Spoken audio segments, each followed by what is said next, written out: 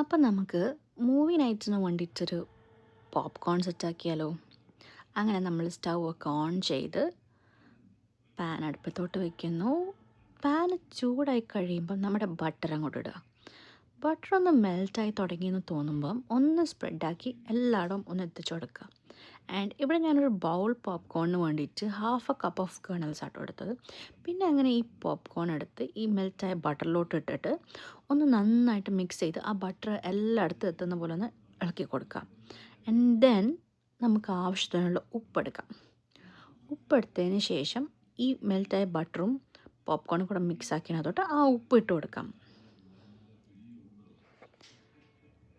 എന്നിട്ട് നന്നായിട്ടൊന്ന് ഇളക്കി ഒന്ന് സെറ്റായി എന്ന് തോന്നുന്ന സമയത്ത് നമ്മളൊരു ലിഡ് എടുത്തിട്ട് ഇതങ്ങ് അടയ്ക്കുവാണ്.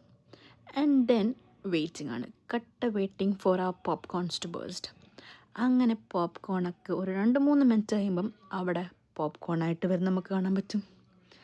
പിന്നെ അതിനകത്ത് മൊത്തം പൊട്ടിത്തെറിയാണ്.